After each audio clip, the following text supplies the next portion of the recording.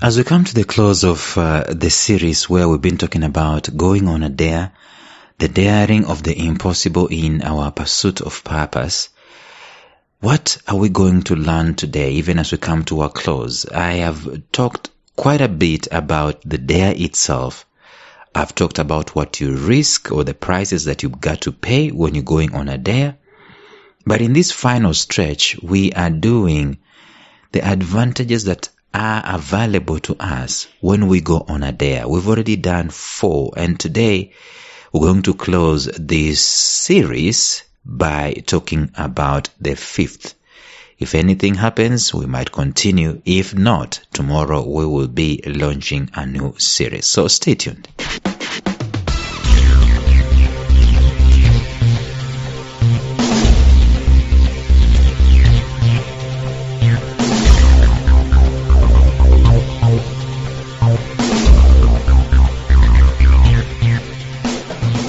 Welcome to the Life Signatures podcast with Lawrence Namale. Lawrence is a life coach, author, and keynote speaker who loves to tackle different topics on purpose, productivity, and resilience. His mission in life is to awaken all your boundless possibilities available in you. Life Signatures podcast is dedicated to bring to reality every single person who knows that deep down in their gut, there's got to be more to life than this. And now, here is your host, Lawrence Namale.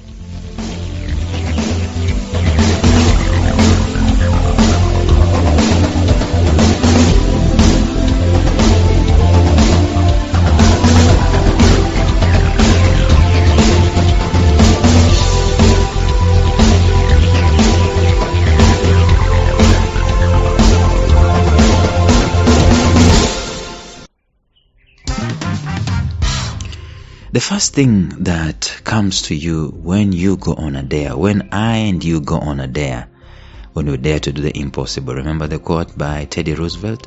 Far much better it is to dare mighty things, to win glorious triumphs, even though checkered by failure. And we talked about those failures. Even though checkered by failure, than to take rank with those poor spirits who neither enjoy nor suffer much, because they live in the great twilight that neither knows victory nor defeat. Imagine living in a life where you don't know victory and you don't know defeat. It's what he called the great twilight. This great twilight is experienced by people who do not dare. Now, I've never really understood, probably this is not fair to say, but I've never really understood people who dare to commit suicide. If they and please excuse me here, because I have no idea what I'm talking about when it comes to suicide. I know at some point in time in our lives we feel like, why was I born? Why am I even here in the first place? Why am I even a thought? We go through so much in life and we wish that we didn't even exist, that this world did not, bring us forth, or we were not brought forth. That we should not be the ones to take that responsibility on. We should not be the ones to suffer this much. We feel like it's just so much. Sometimes people feel like that so much so that they just, medically speaking, people think it's just spiritual, but I'm learning that even medically speaking, there are conditions, there's chemical imbalances that are going on in some of the people's lives who are always suicidal. You cannot blame them. You cannot say that they are sinners. You cannot... I don't know what I'm talking about. But I wanted to derive this point that I think to dare to kill yourself is something that I cannot bring myself to. Probably someone might argue you've not gone through what they are going through and you couldn't know. My point is this, that at times in life, when you are in that great grey twilight that neither knows victory nor defeat, it's easy for you to become suicidal. It's easy for you to think there's nothing to live for. You're living in that great twilight where life is just a mundane thing. All you're doing is eat, sleep, pay bills, eat, sleep, pay bills. It's nothing else. Until such a time that you and I decide, let's dare the impossible, let's dare to do something incredible with our lives, and we go on that particular dare, what do we gain? Number one, we grow. You cannot commit suicide when you're growing. Okay, I need to stop talking about suicide. But growth is one of the things that you get when you dare. You will be forced to grow. Secondly, you stretch your potential. Your potential remains unlimited and it remains untapped until you jump off the cliff, you walk on the edge, and that's when you become so alert. And now you start realizing who you are and how powerful you are. Bob Marley told us you don't know how strong you are until being strong is the only option you have. And when you have only the option of being strong, it's when you are daring.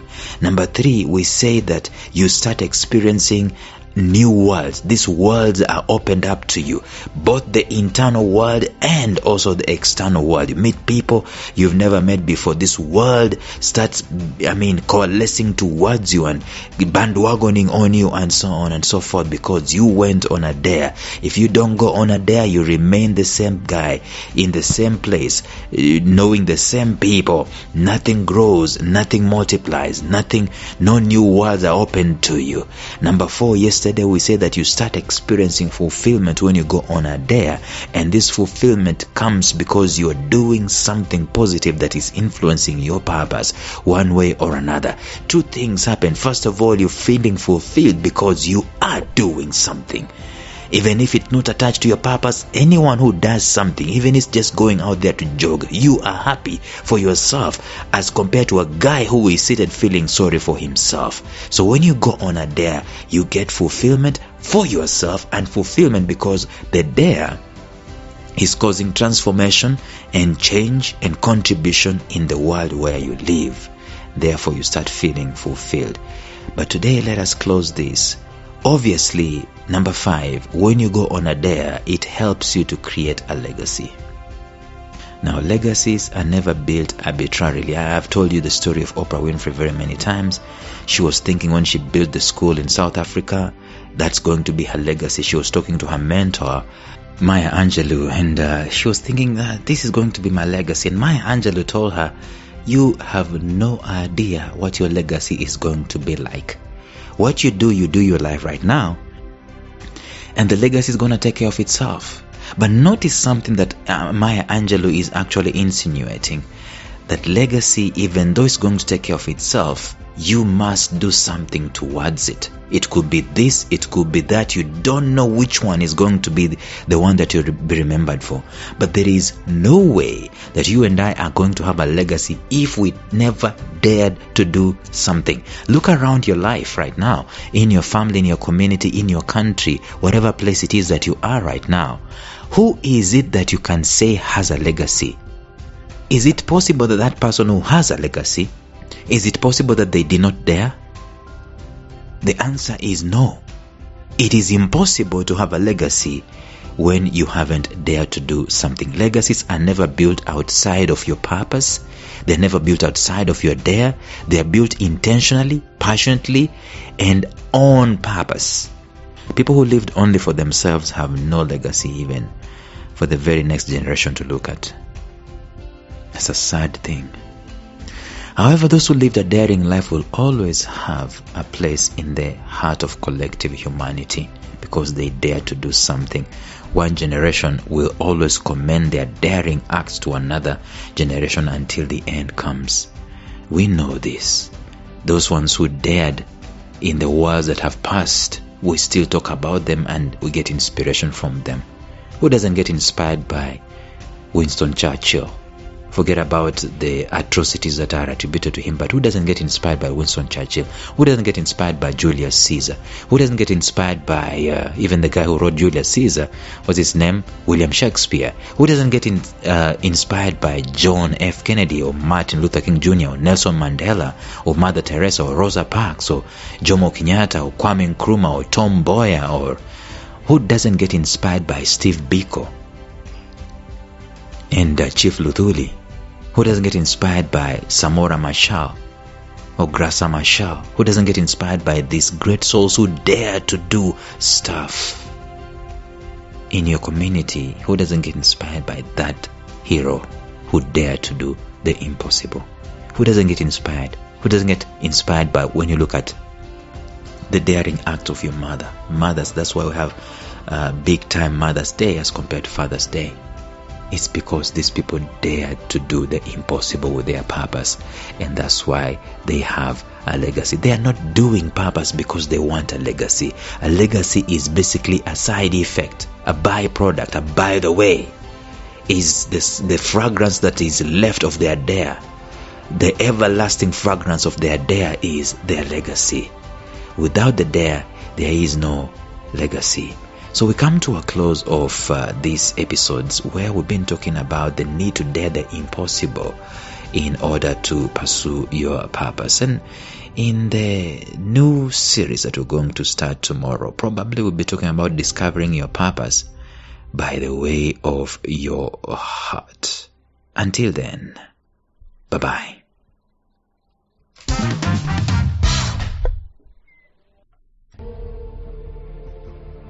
Thank you for listening to Life Signatures Radio. If you enjoyed today's show, subscribe to Life Signatures Radio on iTunes, Stitcher, or visit our website at lifesignatures.libsyn.com. Life Signatures Radio, fresh, clean, and inspiring.